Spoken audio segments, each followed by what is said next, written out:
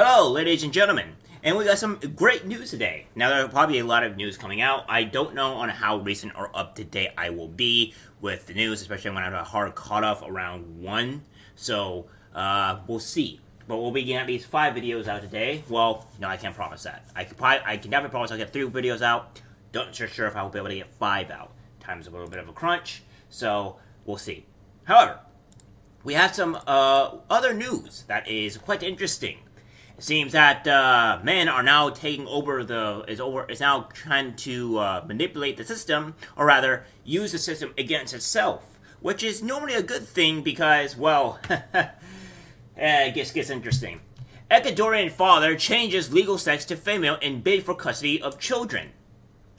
A father in Ecuador who was being discriminated against by the family court system in the fight for custody of his 2 daughters has taken advantage of the country's gender self-identification law and changed his legal sex to female. According to the feminist publication VW, journalist Rene Solanas Ramos made the decision to change his sex because he claims that justice benefits mothers to the detriment of men. 100% agree on this. Ecuadorian law states that in the event of a separation or divorce, parental authority is given to the mother. Ramos reportedly told the news outlet La Voz de Tambamba that while he was no conflict regarding his sexuality or gender identity, he made the decision to change his legal sex to set a precedent in a system that privileges mothers because they are women. Now I'm also a mother. That's how I consider myself. I'm very sure of my sexuality. What I have sought is to give the love and protection that a mother can give her children, said Ramos. Ramos is taking advantage of the 2016 Ecuadorian gender identity law, which allows adults to change their legal sex simply by self-declaration at the Civil Registry Office, without the need to undergo hormone therapy or surgery. El Universo, an Ecuadorian news outlet, reports that Ramos he hasn't seen his older daughter for a year and a half. He also alleges that his younger daughter suffers constant physical abuse. It is assumed that he means that this abuse occurs at the hands of the child's mother.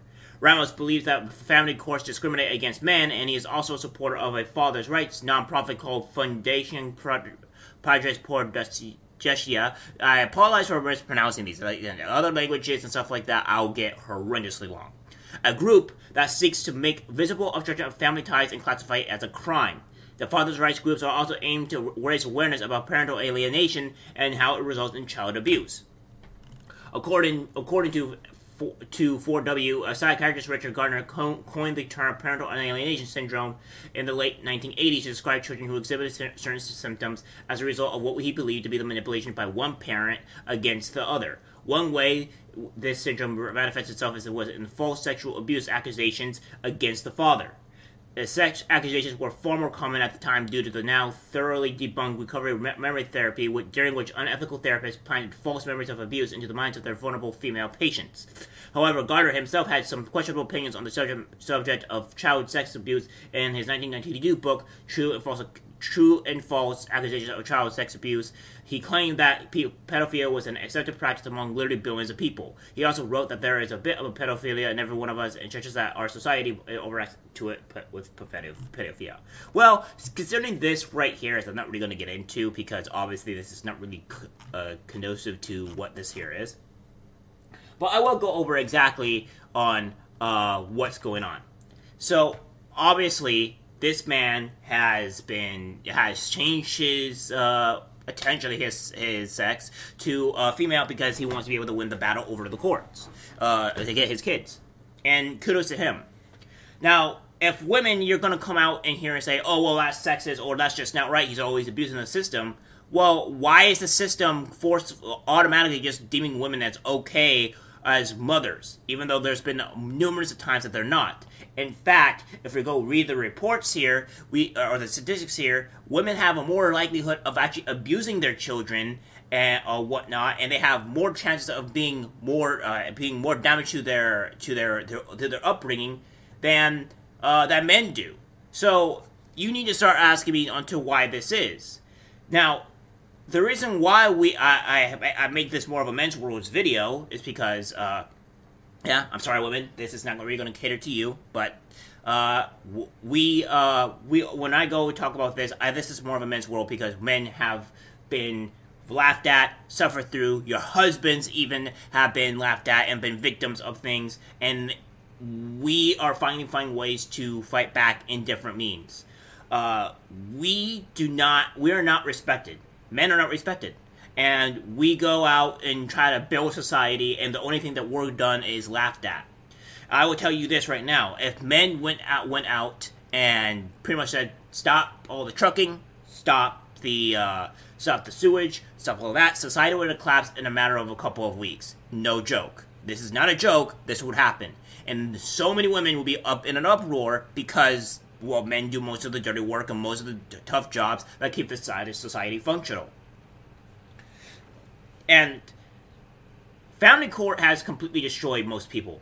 As a dark thing here, we see is that even in this report right here, we have where a man was fighting for his son to not get him chemically castrated, and he still lost that battle, and the kid is pretty much going to get chemically castrated, and the mother won. This is the society that we lived in, and he had no chance of winning. There's also the Sophie Long case to where she was also sexually abused. The father tried to fight for her, and he was also losing that. So you need to tell me on to why this is, because that doesn't seem very fair at all. Men are being dogged down and beaten, and we are fighting back in ways that we know how to win. The courts heavily favor women. Women have been shown that they're not really the great mothers or that they are supposed to be, because it seems that they are failing at that as well. We need equality in terms of we need it to be where there's an equal chance of a man being able to get the child and an equal chance of a woman getting the child depending on what they are. There always need to be 50-50 custody. There does not need to be where a woman gets the primary toll. There does not be anybody of that. If anything, as some people suggested, if there needs to be primary custody, it needs to be the man, because at least they don't actually end up beating their kids or having a chance of have that happening. So, it is being made. I'm proud of this father. I'm glad that he did what he needed to do to protect his child, and any father would do the same. And also the activists will also want to say this is not fair or whatever, but I don't see how this is not fair. You put up this game, and now you're suffering the consequences of it. There's no way to change the differences because you made this game, and now we're fighting back. Alright guys, that's it for the video. Like, subscribe, share, and as always, take care. To further add as well, to give you some men some support. You're not worthless. You're not useless. You mean a lot. You are powerful. You do what you need to do for your children. Don't go on and do anything stupid. The world needs us, and you know it. So, have faith in yourselves. Push forward. Get through the hell that you obviously are going through every single day as a man.